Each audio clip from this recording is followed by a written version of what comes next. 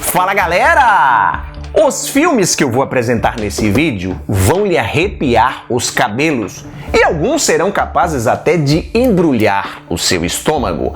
Obras transgressoras, ofensivas e doentias que abordam temas difíceis de digerir. Prepare-se para conhecer 5 filmes proibidões que jamais serão refilmados. Vem comigo que está começando o Horrorpédia.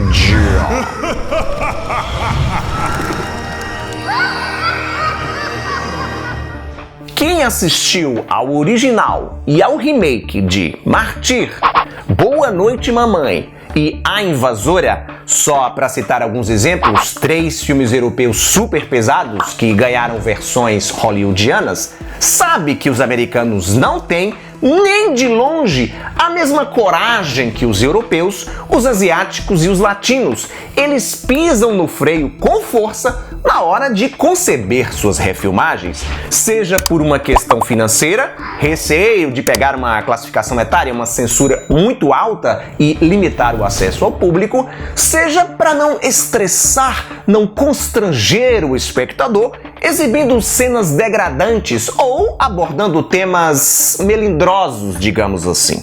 E temas melindrosos, controversos, não vão faltar nesse programa, como eu disse antes da vinheta.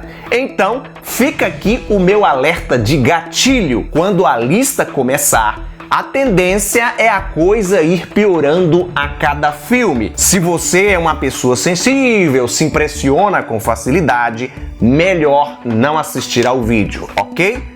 Aviso dado, vamos ao que interessa. Inaugurando o ranking na 5ª posição, Mickey, de 1992. Se a sua referência de filmes com criança problema é o Pestinha ou o Anjo Malvado com Macaulay Culkin, que tem algumas cenas bem cabulosas, saiba que Mickey coloca esses dois no bolso. Não é à toa que a tagline do pôster diz o seguinte: lembre-se, Jason e Freddy já foram crianças um dia. O personagem título é um moleque de 8 anos de idade, um sociopata mirim frio e calculista que já passou por várias famílias adotivas e provocou muitas mortes sem que ninguém desconfiasse de nada. Com sua carinha inocente, Mickey primeiro conquista a confiança das pessoas para depois despachá-las desta para melhor. O garoto não gosta de ser contrariado.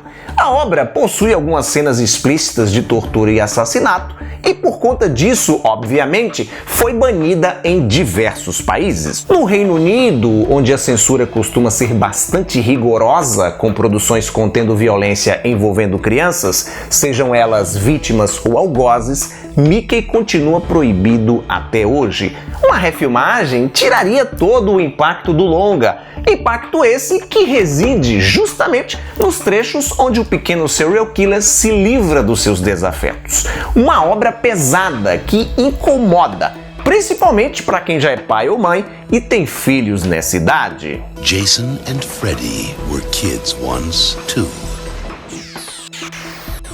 Quem acompanha o quadro dos filmes mais perturbadores do planeta já me viu comentar sobre Necromantic, longa-metragem alemão dirigido por Jörg Buttgereit, cineasta polêmico até a tampa, que em diversas entrevistas já fez questão de dizer que o objetivo de suas obras é chocar o público, incomodar ao máximo, abordando temas degradantes. Necromantic é seu trabalho mais emblemático, um filme sujo, imundo, que acompanha Robert e Betty, um casal de pouca higiene e hábitos pra lá de estranhos que resolve fazer um threesome com um cadáver. Isso mesmo que você ouviu. Homenagem a Troar com um cadáver. Uma vez que Robert trabalha numa empresa encarregada de limpar locais públicos onde aconteceram acidentes fatais, numa dessas trágicas ocorrências, ele dá um jeitinho de roubar um corpo e levá-lo de presente para sua namorada. A partir daí, o espectador é brindado com uma cena mais asquerosa do que a outra, com a relação do casal se desgastando, a À medida que a Betty vai percebendo que ela prefere muito mais a companhia do seu novo companheiro putrefato do que o namorado Robert. Fetichismo, necrofilia, degradação moral fazem parte do cardápio deste que é, sem dúvida, um dos filmes mais nojentos de todos os tempos.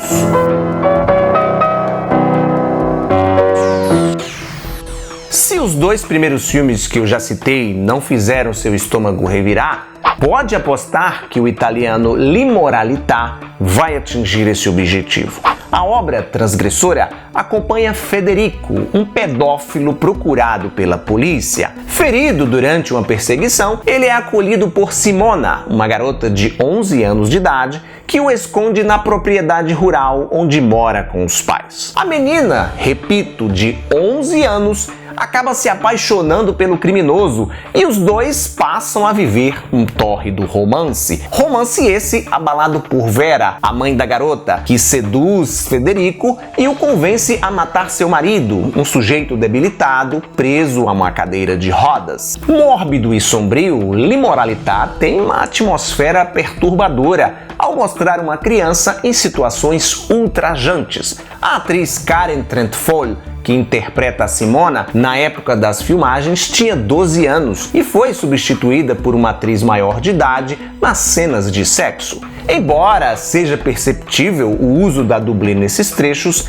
a obra não deixa de ser desconfortável pra caramba. Na segunda colocação, outra produção italiana, Addio Zio Tom, Adeus Tio Tom, uma ofensa de proporções gigantescas disfarçada de documentário. Os responsáveis por essa atrocidade cinematográfica são o Guattiero Jacopetti e o Franco Prosperi, os mesmos diretores de Mondocane e Africa Dio, dois documentaries que eu já comentei a respeito no Ice Jetro, o meu iceberg de filmes perturbadores. Esses caras, sem noção, eram capazes de fazer qualquer coisa por dinheiro. E aqui, com o falso propósito de criticar o racismo, eles entregam um desfile de atrocidades. A trama acompanha dois documentaristas que viajam no tempo até a época da escravidão, com a intenção de mostrar os horrores aos quais foram submetidos os africanos escravizados trazidos para a América. Violência, humilhação e abuso sexual são os temas mais explorados nessa macabra recriação histórica. Na ocasião em que o filme foi lançado, 1971, Jacopetti e Prosperi foram acusados de fazer propaganda racista. Mas os cineastas saíram em sua defesa, dizendo que o objetivo deles era justamente o contrário, que havia um tom irônico no documentary e o que eles queriam mesmo era expor os males da escravidão. Visto o sadismo e as fantasias sexuais que envolvem algumas cenas, não dá para engolir as boas intenções dos diretores. De boas intenções, o inferno está cheio.